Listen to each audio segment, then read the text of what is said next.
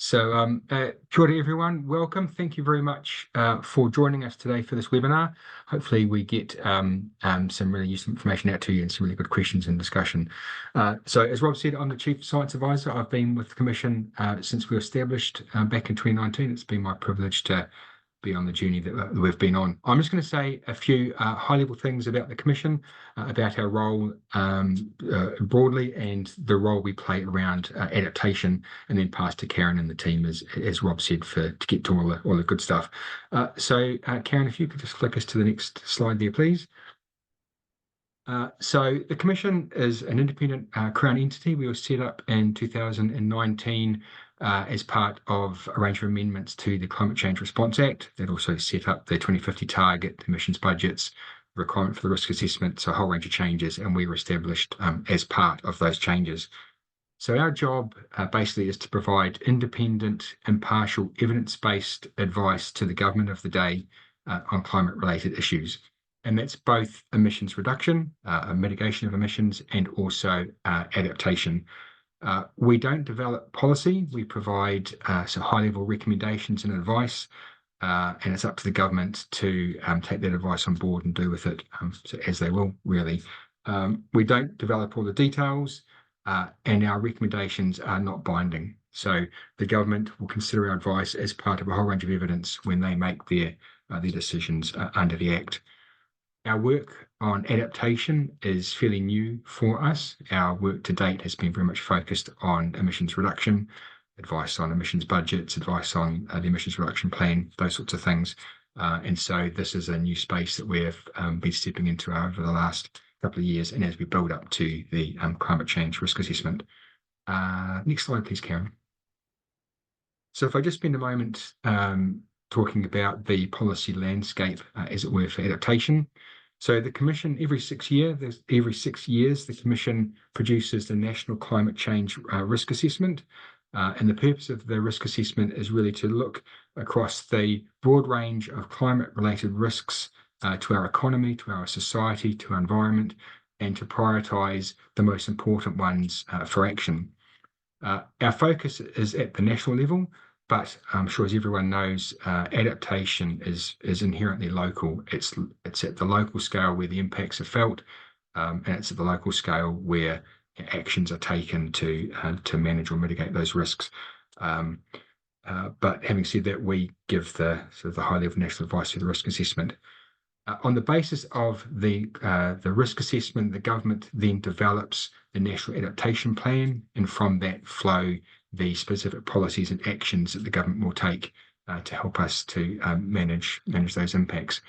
We then step into a monitoring role. So every 2 years we report on progress against the National Adaptation Plan, and we can provide recommendations to the government if we think there are areas where a greater focus is needed or more action is needed.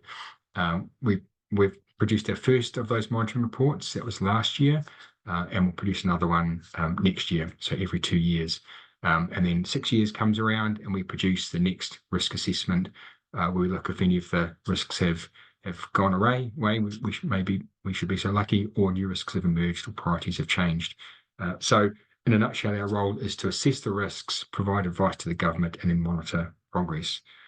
I think that's probably enough from me. I'll pass to Karen and the team to then get into the risk assessment, the work we're doing now, and the approach that we're taking. So, Karen, over to you. Thanks, Grant. I'll just move the slides along. So, kia ora tātou, I'm Karen Levin. I'm the Project Director for the National Climate Change Risk Assessment work. I'm going to start out by talking about the general approach that we're taking to this piece of work.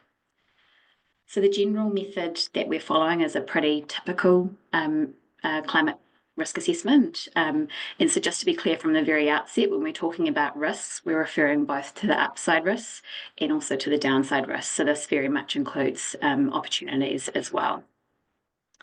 So we're looking to carry out the risk assessment in 3 broad phases. So the first step is identifying the risks. The second is building the evidence base for each of those risks. And then the third is assessing and prioritising risks. Oh, sorry, I'm talking to the wrong slide here. We'll just go back a step. So I'll just start out with what the risk assessment is. So the Climate Change Response Act outlines two important pieces to the risk assessment, and Grant alluded to these earlier. The first is around assessing risks to New Zealand's economy, society, environment, and ecology. And to just give you a sense of size, that will involve a systematic assessment of about 40 to 50 risks. And the second step in that is identifying the most significant risks, their severity, and the need for coordinated response in the next 6-year period. So as Grant mentioned, ultimately the risk assessment is about prioritisation, and it's about informing the government's national adaptation plan. So sorry, just moving on back to the method. There's 3 broad steps to the method that we are undertaking. The first is identifying risks. The second is building the evidence base for each risk. And then the third is that prioritisation and assessment. So as we do this work, we've been having a lot of conversations internationally about where the downfalls to pieces of work like this can be. And we're particularly conscious of not spending too long in that identification phase. And that's because that can come at the expense of prioritisation, which is the number one most important thing from this risk assessment. Ultimately, the risk assessment will be a qualitative assessment. We're comparing very different things. So we're comparing risk to our natural environment, to risk to our economy. But ultimately, we will also be drawing in whatever quantitative information we can to underpin that assessment. Finally, just to mention here, it's very typical to have expert involvement in assessing and prioritising risks. And we're also looking to do that as part of this process. We're looking to establish technical expert groups to support us in reviewing the evidence base to ensure that we've considered the breadth of information that's there, and also that we're portraying the evidence accurately and in a balanced way. But also we'll be looking for those experts to help us test where we're landing with our assessment. So we'll be assessing risks across 7 areas. And the purpose of splitting risks into these different areas is to make sure that we identify the risks that we need to be assessing. So they help us in that identification process, but it also helps make the assessment manageable. In saying that, breaking the risk down into these 7 areas is not supposed to be limiting, but more it's supposed to support a holistic view. So these areas are not mutually exclusive. Ultimately, each risk gets assessed in turn, whether it relates to one or more of these areas. For those of you that are familiar with the first risk assessment that was completed in 2020, you'll notice that there are a few changes here to these areas. The first risk assessment had 5 domains, and here we have 7. So there are 2 additions here. The first is Ngā mea hira o te ao Māori, which means aspects of importance to te ao Māori. It was originally intended that there was a Māori domain in the first risk assessment, but that didn't eventuate. So we are providing dedicated space here for that, as well as integrating it across the wider risk assessment work. The second addition here is this area called sectors relying on the natural environment. So that includes things like the primary industries, in the broader sense, tourism, and we've purposely split this out from the economy area that was in the first risk assessment to make sure that we're giving those sectors dedicated space. Just to give you context, in the first risk assessment, agriculture, forestry, and horticulture were all included. Sorry, I'm just having some IT issues here. Agriculture, forestry, and horticulture were all included within one risk in that assessment, and these are very important aspects of the New Zealand economy, so we're wanting to make sure that we give them space in this assessment. So moving on, in terms of the evidence that we're considering, when we do this risk assessment. So we're looking at a range of sources.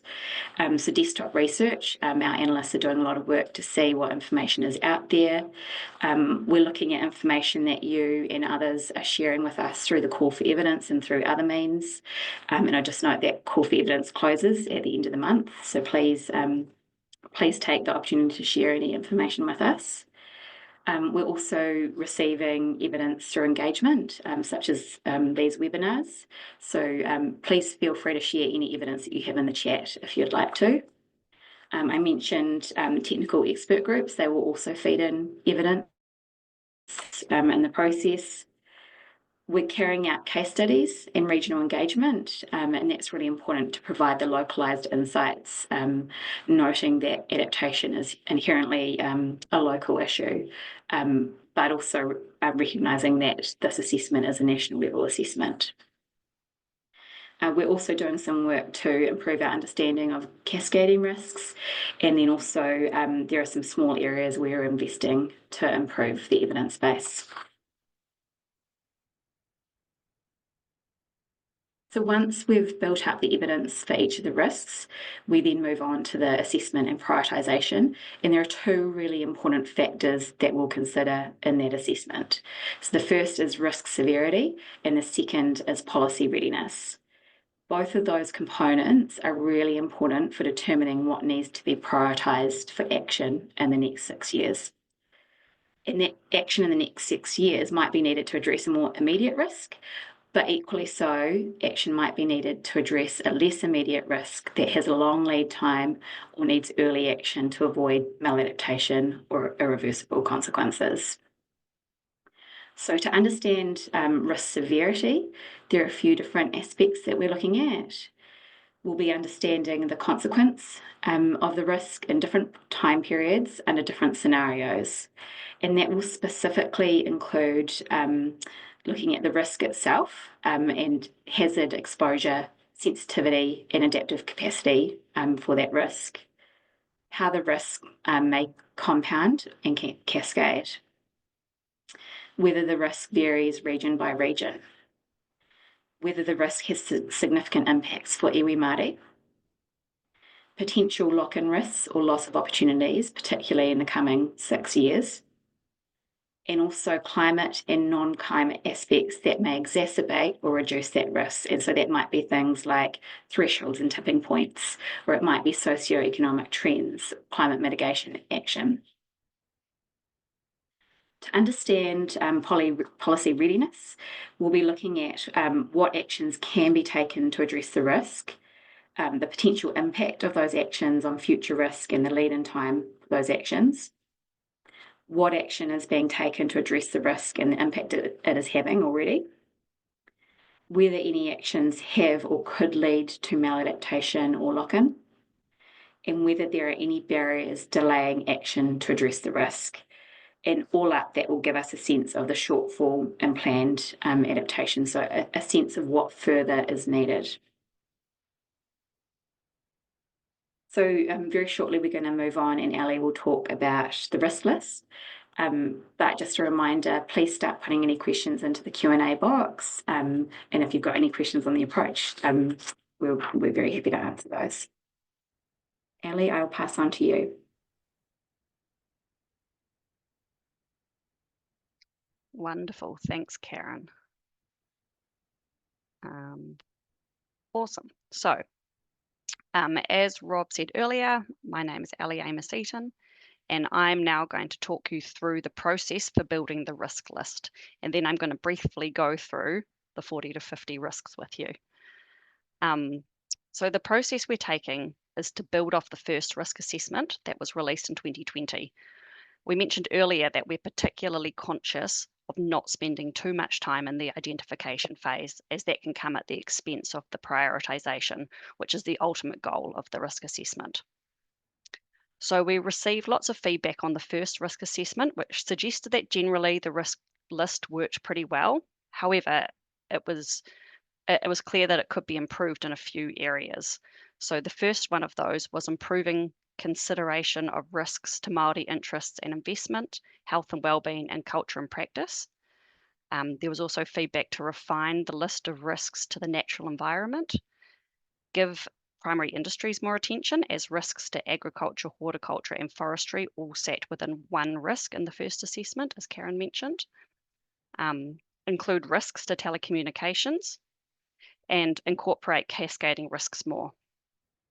But we also need to bear in mind when we're making the amendments that the risks need to be at a similar level of aggregation, as varying levels of aggregation can bias the assessment. So for example, comparing like risks to a particular bird species to a much broader risk to the economy, it's likely that the economy would come out and up on top. The other thing to mention is that risk statements are framed using element-based framing. So risks to buildings from severe weather events and not risk from severe weather event.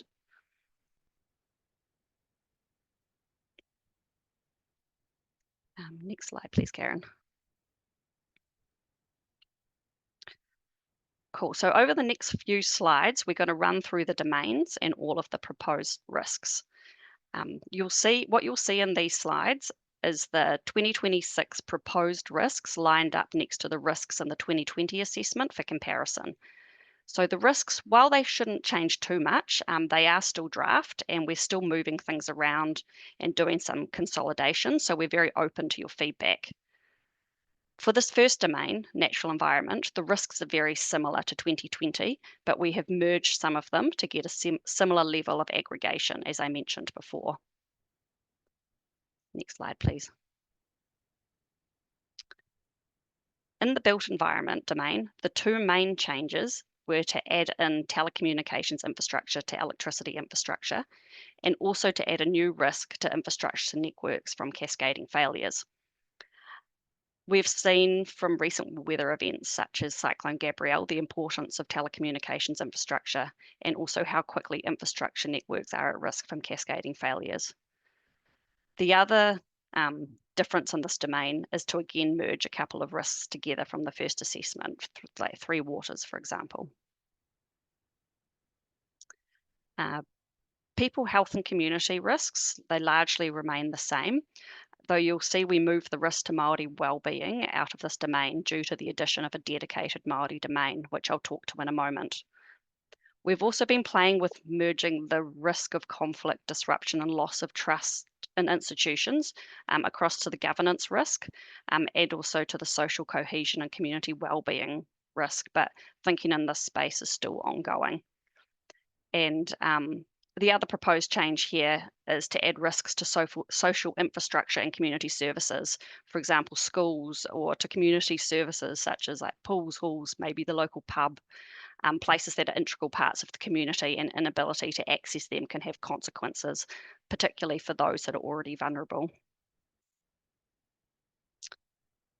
So for the risk to the economy and financial system, the main change here has been to actually move 3 risks to a new domain to give the primary sector more attention. So I'll quickly flick to that slide, which is one of the new domains that Karen spoke about. Sectors relying on the natural environment. So we propose splitting out livestock, agriculture, horticulture, and forestry, as well as moving tourism and fisheries over. And the other new addition is to add risks to renewable energy supply, or it could just be energy supply. Okay, we're nearly there. Governance risks. So the main difference in governance risks, aside from moving the breach of treaty obligations to the Māori domain, is that a couple of the risks have been merged. So risks from maladaptation and delayed adaptation have been merged, as have governments and business from litigation with the ability of democratic institutions to follow democratic decision-making processes.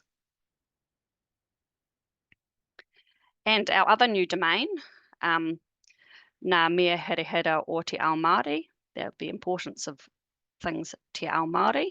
So Karen mentioned earlier that this was originally intended to be a Māori domain in the first risk assessment, but it didn't eventuate. So in 2021, a group of Māori researchers got together and worked on te huringa ahurangi He Huringa Ao, which is commonly known as the Māori Climate Risk Assessment. So we're still working out a proposal for the risks that were included, that should be included in this domain for the 2026 assessment. But you can see here on the left some of the key aspects that might come through this. So risks to Māori wellbeing, cultural heritage sites, and breach of treaty obligations are all from the first risk assessment. And risk to living treasures, the Māori economy, healthy people and culture and practices from the Māori Climate Change Risk Assessment. Awesome. So I mentioned that we're keen to take feedback on the risk list. So if you have any evidence to share to support our assessment of the risks, please feel free to start posting that in the Q&A box, and we will get to those questions shortly. But I'll now hand back to Karen to talk through the next steps.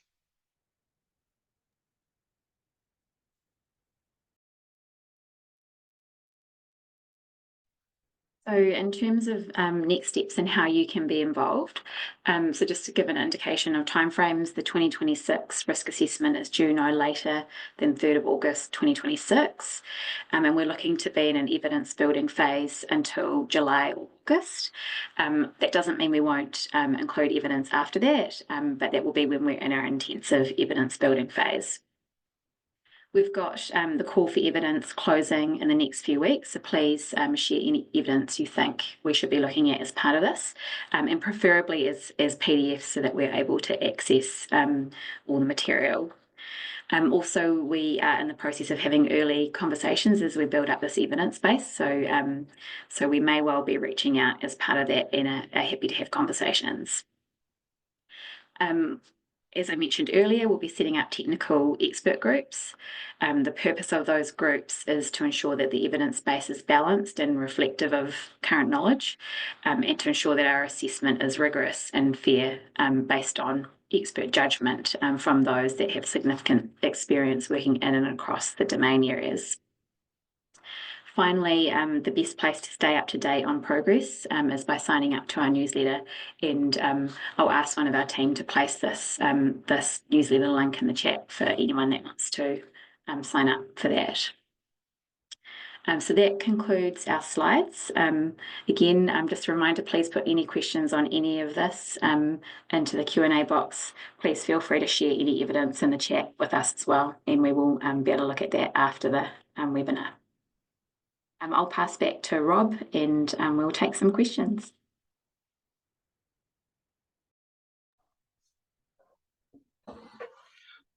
Kia ora, Karen, thanks for that. Everybody is a bit out of sync there. Yeah, any questions? We've got a few questions coming through in the Q&A, so we'll keep them coming, please. We've got a question here, if I can kick it off. Please define risk. I'll pass it over to you, Emma, if you could, please. Yep, sure. Thanks for the question. So we are taking the IPCC's definition of risk, where risk is the interaction between hazard, exposure, and vulnerability. Vulnerability being made up of both sensitivity and adaptive capacity. So just the typical definition used by the IPCC, and it was what was used in the first risk assessment as well. Thanks, Emma, that's great. You touched on the expert groups just then, Karen. So there's a question through around when the groups will be formed, any other further opportunities to provide feedback. Yeah, do you want to touch on that at all? Yeah, absolutely. So we're looking to start the process of forming the technical expert groups probably next month. It'll take us a few months to probably form those up. We're planning to have a technical expert group for each of the domains and to have around 5 people on each of those groups. So it'll take us a little bit of time to get them in place and get clear terms of reference and things like that. We're hoping that those technical expert groups would start supporting us from around June, July. So that just gives a sense of the process. In terms of opportunities to give feedback, so The first 6 months of this year is a great time to submit any evidence. Feel free to reach out, share material through the call for evidence. You can reach out to the engagement at Climate Commission email address as well. And we can always have a conversation. As we move into the second half of the year, that will be when we're really focusing on doing the actual assessment for each of the risks and then the prioritisation. And we really want to make sure that we've got plenty of time to do that work. We are intending to be at a number of conferences at that time. We'll be doing a lot of engagement at that time, testing what we're learning. So that'll be a really key time. So I'd say most of that work would happen sort of August, September, October, November. Hopefully that gives a bit of a sense of timeframes. Thanks, Karen. I'll stick with you, if I may, just for the next one. There's just a question come through about whether you're able to share the matters around the Commission. Sorry, I'll read this sort of line. Are you able to please share the matters which you read out, Karen, that the Commission are considering in order to assess risk, severity, and policy readiness? Yes, sorry, I did actually think that it would actually be worth putting slides on those. I'm happy to share them. What we have done is we have developed up a template with all these factors in it that our teams are working to do. So in terms of risk severity, so we're focusing on all the components of risk that Emma just talked to, so hazard, exposure, sensitivity, and adaptive capacity. We're also looking at how risks might compound and cascade. We're looking at regional differences. We're looking at whether the risk has significant impacts for iwi Māori, potential lock-in risks or loss of opportunities, particularly in the coming 6 years. And then we're also looking at climate and non-climate aspects that may exacerbate or reduce the risk. So that might be thresholds or tipping points. Maybe that means that a risk that we would rate as high, there might be a significant tipping point that means that we increase the severity of how we rate that, and maybe we rate it as an extreme. Likewise for socioeconomic trends and for climate mitigation action, and I'm happy to share those in the chat with you as well. I realise there's a lot to it. In terms of policy readiness, again, I can share this in the chat. We're looking at what actions can be taken, what action is being taken, whether any of those actions could lead to maladaptation or lock-in, what barriers there are to undertaking those actions, and ultimately that's about us understanding the shortfall in planned adaptation. And I just reiterate, the reason why both of those components are really important in the assessment is because we don't want to prioritise a risk that we're already doing a lot to address. So we need to consider the action that we're already taking as well. Oh, that's good. Thanks, Karen. Sorry, just been through the questions here. Bear with me. Next one here, just around on what time horizon are the risks assessed? Arguably, the current Commission trajectory is heading toward a global extinction level global threat. How can incremental risk assessment cycles keep the scale of the long-term risk in focus? I think I might just go to Emma for this one. Please, Emma. Yeah, thanks, Rob. So in terms of the time horizons that we're considering when assessing the risks, we're assessing risk at present day and then also mid-century centered around 2050 and end of the century centered around 2090, 2100. So assessing out to long time frames, but acknowledging that, yeah, it is difficult to keep those long time frames in mind when we're on 6 yearly cycles, but that's kind of where it comes back to what Karen mentioned about we're not just considering immediate risks and immediate sort of actions in the next 6 years, but also risks that have those long lead times where action needs to be taken now in order to prevent lock-in or irreversible impacts. So trying to keep that sort of long-term view as we're conducting the assessment. But I don't know if you have anything else to add, Karen, feel free to chime in.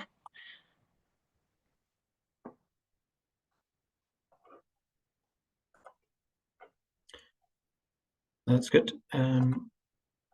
Thanks, Emma. There's a question here just around the arable sector. And I'll go to you, Chris, on this one. Where does the arable sector fit when you split into livestock, agriculture, horticulture, and forestry? Yeah, so Kira, we're seeing arable would be part of that agriculture sector. So that would include both arable and pastoral agriculture, so sheep and beef and dairy and other kind of agricultural land uses and animal husbandry like deer and etc. So it'd all be part of that. But obviously some of the risks and some of the hazards may be very similar between horticulture and agriculture. So we'll be looking to make sure that we're being consistent between the two.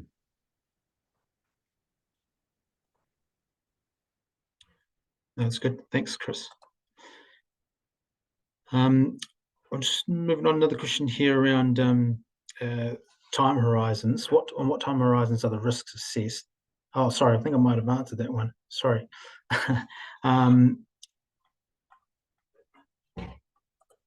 Apologies. I'll just go to the next question here. Could you please give some more information about the proposed methodology for cascading risks?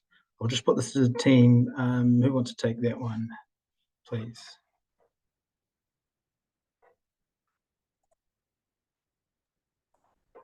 Ellie or Emma, do you want to take that one? Yeah, I can take that one. Hold on a second. I'm just Please. trying to unmute myself.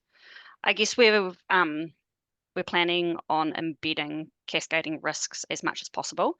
So when you're looking at the risks, that you will see that some are direct risks, like risks to buildings and infrastructure, or risks to the natural environment, and others are more indirect risks or a cascade. So like risks to supply chains, and like not being able to move goods because infrastructure is damaged, or risks to physical health from not being able to access health systems.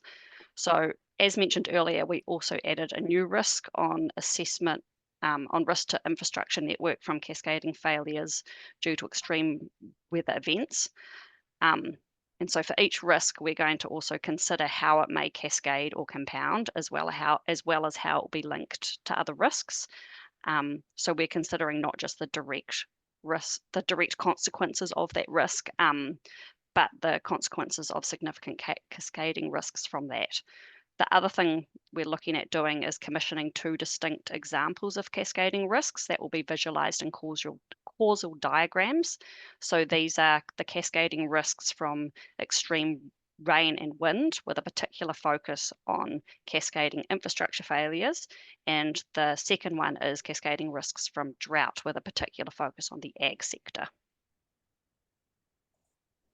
Thanks, Rob. Thanks, Ellie. That's good.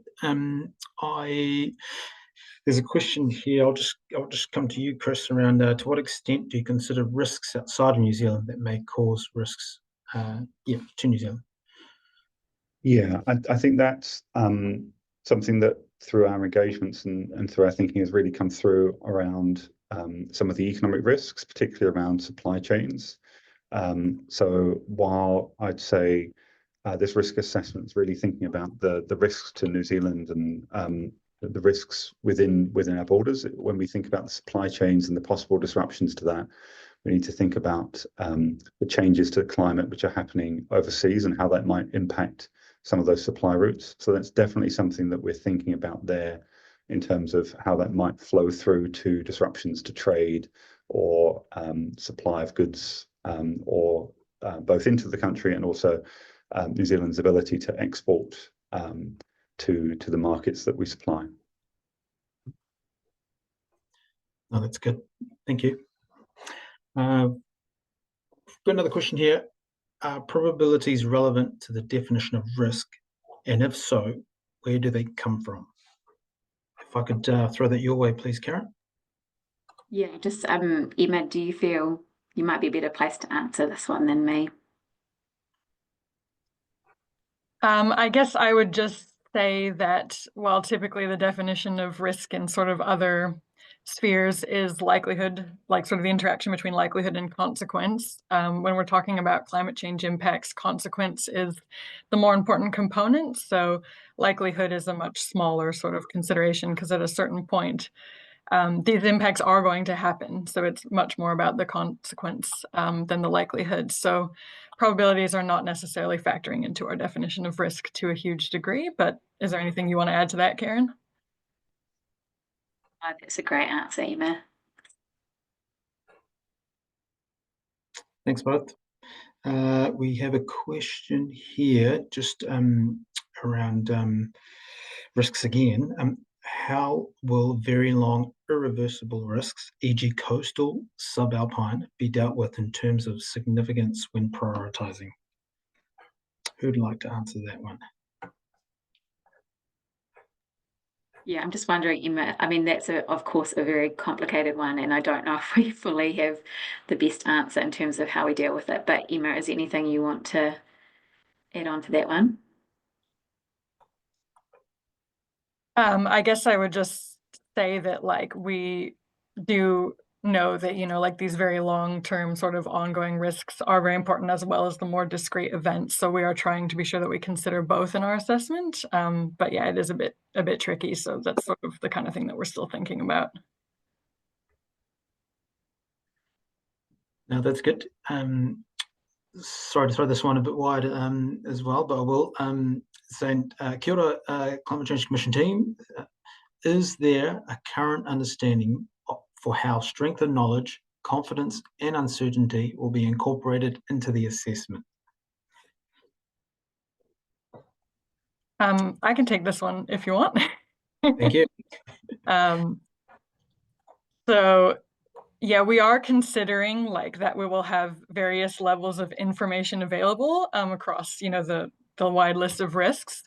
So as part of our evidence gathering process, we're capturing information related to data and knowledge gaps for each risk, as well as all the information on hazard, exposure, vulnerability, et cetera.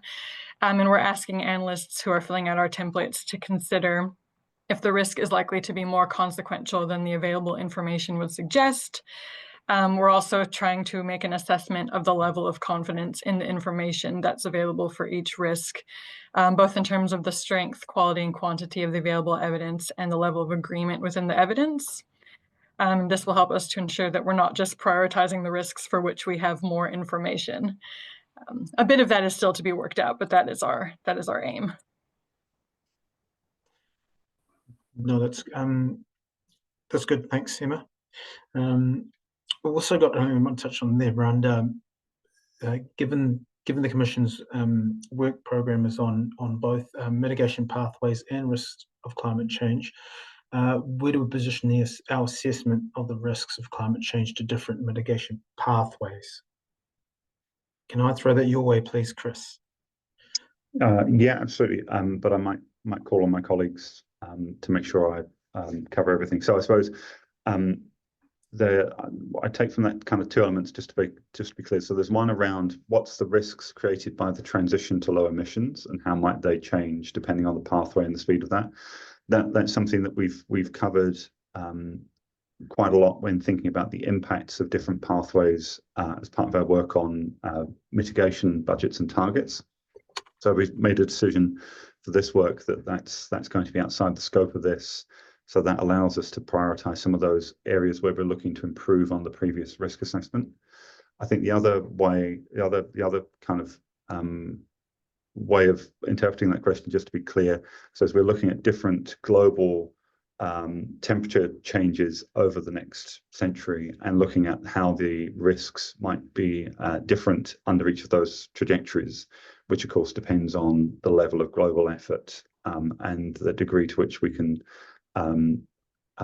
curb warming increases from here on. Karen, is there anything I've missed on that one, or Emma?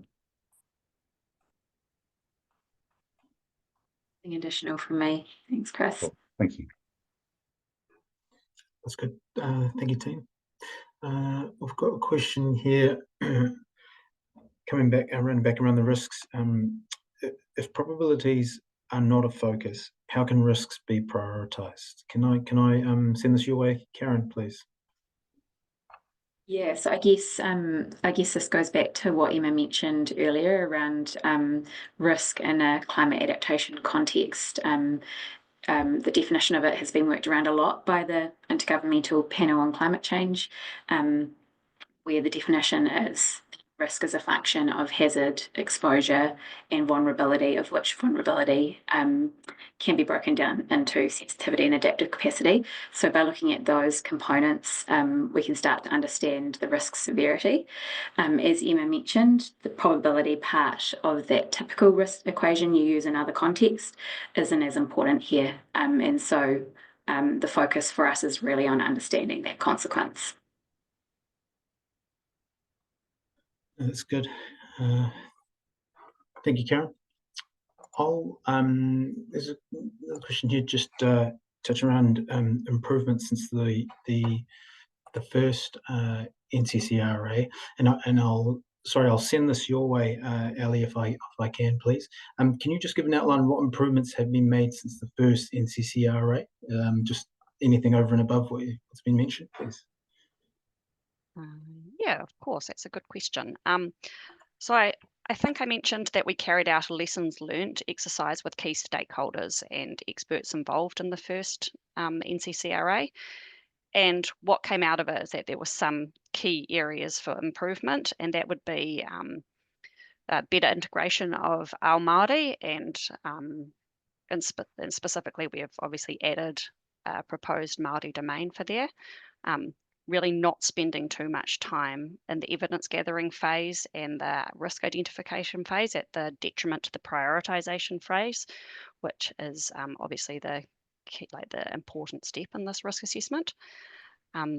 Putting more emphasis on engaging with experts would be another thing that came through in the testing that we did, and also making some adjustments to the domains, which I have talked through before. And so and I think the question that I answered previously was about the cascading risks, and adding that in. So that would be one of the improvements that we plan on making.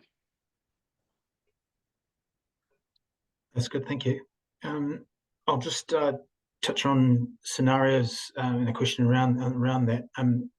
Emma, can you answer this? What scenarios are you using with the assessment? Yes, sure. So in terms of scenarios, the most important thing for us to consider from an adaptation perspective is the climate impact of the scenarios, rather than sort of the emissions levels. So we have chosen to use two scenarios that equate to low and high levels of warming. And these are about 1.5 degrees Celsius of warming and about 2 to 2.5 degrees Celsius of warming by mid-century, and then 2 degrees Celsius and 3 to 3.5 degrees Celsius by the end of the century. And these levels of warming are consistent with low and high emissions pathways such as SSP1 2.6 and SSP3 7.0. And we'll also be considering thresholds and tipping points as part of our assessment to capture some of those like low probability but tail end sort of high impact risks. We will also not be limiting ourselves to only considering information that responds to exactly the warming levels that I've given, because what's important for the assessment is that we have information that corresponds to both a low climate impact scenario and a high climate impact scenario for both the middle of the century and the end of the century. So we don't want to limit ourselves in terms of the information that we can draw from, but those warming levels and timeframes are a guideline for us. Thanks, Emma. No, that's good. I've got a bit more time here. I'll go to this one next. How are you going to assemble your expert teams? That's a question that's come through. Can I give that one to you, please, Karen? Yeah, sure. So I think in terms of assembling the expert teams, we'll be looking, so that's a typical procurement exercise for us. So we'll be looking to put out a kind of invitation for people to opt in to be a potential expert on one of those expert groups. yeah, we need to figure out exactly how that happens, but we are wanting to make sure that people have the opportunity to put the expertise forward who we might not otherwise know. So so that's really important. The other thing that I'll say is that when we're forming those, we're really looking for experts who are able to look across risks in the domain, not necessarily be experts in one risk in that domain. And that's really important because ultimately we are comparing different risks and we need to make judgment calls across risks.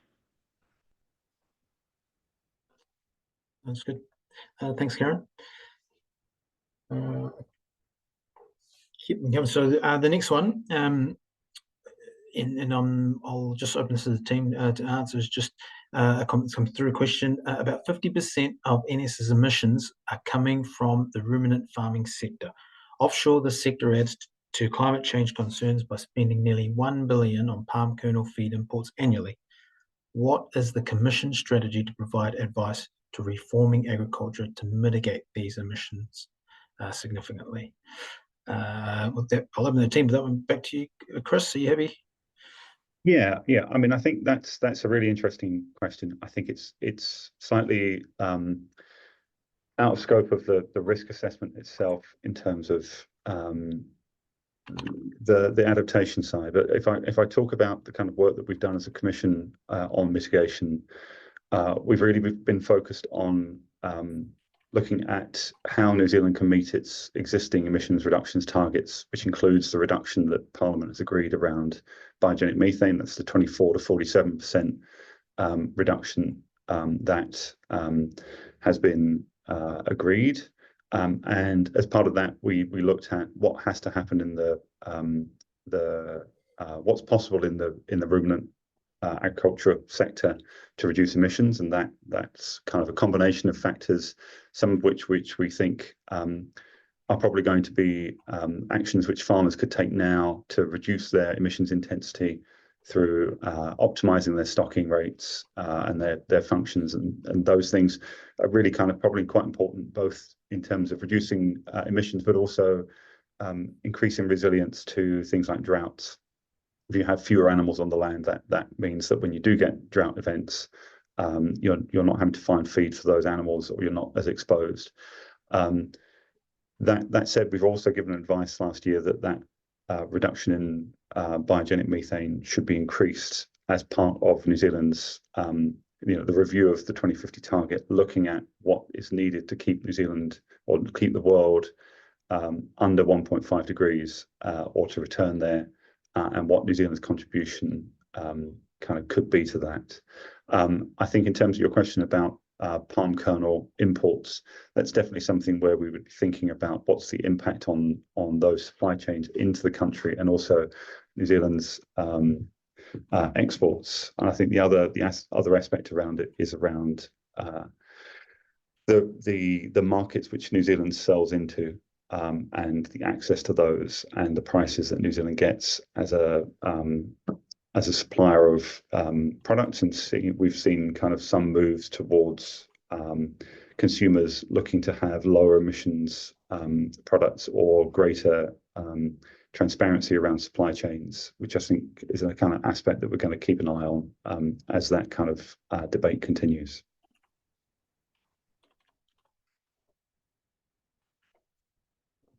Thanks, Chris. That's good. Now, just got time for a couple more, and I'll go throw this your way, Karen, please. In terms of projections, how are they being used with the assessment? Thanks, Rob. So projections are really important in this assessment, and they, in particular, they help us understand how hazards might change with climate change. So risk, as Emma's talked about, risk isn't just about the hazards. A risk occurs when hazards impact something that we value. So to fully understand risk, we need to understand the exposure and vulnerability aspect as well. And also look at how hazards cascade to impact society more widely. it's very difficult to do. Information isn't always available, and so we need to consider all the information that's available to us, whether it neatly aligns with the most recent projections or not. And that's okay, because ultimately the risk assessment is about where to put the priority first, and it means we don't need perfect numbers. We need to be able to make calls in light of uncertainty. So ultimately we're comparing very different risks to one another. It's a qualitative assessment, and international best practice shows us that that can be done qualitatively. Just to give a few examples, if people are interested in looking at how things are done overseas, the UK is now working on their fourth climate risk assessment. The EU recently just put out a climate risk assessment. It might almost be a year old now, and they're starting on the next one. So this is something that's happening in a number of countries. Thanks, Rob. Thanks, Karen. I think we've got time for one more. I'll actually just throw this your way, Grant. How do you hope your work on the NCCRA will be used beyond advising central government? Your way, Grant, please. Thank you, Rob. That's a very good question. So while our primary audience that we make recommendations to is the government, the information that we contain within them, we very much hope is useful to communities, to businesses, to local government. The advice that we have in there, pointing to risks or options or opportunities, we often see is picked up by companies, by community groups as part of their responses and their actions that they're taking. So we're certainly hoping that it's the use is wider than just to the government of the day. We for advice around emissions reductions, we quite often have requests from businesses or councils to help them understand how they might use our work around emissions budgets, things like that, in part of their planning and their actions that they're taking. So certainly hope that it has a wider use than just at that national level for those decision makers. I don't know if any other team who are working on the assessment have anything they'd like to add to that. Cool. Yep. Thanks. Thanks, Grant. That's great. I'll just leave us there, if I may, just on the Q&A, and I'll just the recording will be available on the website, and we can also email a copy of the slides out to all attendees. For closing, I might just throw, if you've got any final comments or any closing comments, Karen. Just to say thank you very much for the questions. It's really useful to get a sense of what you're seeking to understand better, and so I think that's really useful for us to know. I think this is going to be an evolving piece of work, and we're still working on aspects of that method. So it's really useful to get some of that feedback as well, and think about some of those areas where we need to do a bit more thinking. So really appreciate that. Thanks, Rob. Kia ora, ka pai. So just building out and closing out. I'd just like to thank all our panel, our presenters, for the presentation. It's good stuff, and most importantly, just like to thank all of you attending and participating with your Q&A. You'll know that your contribution in this mahi and this work is really valued. So thanks for your time.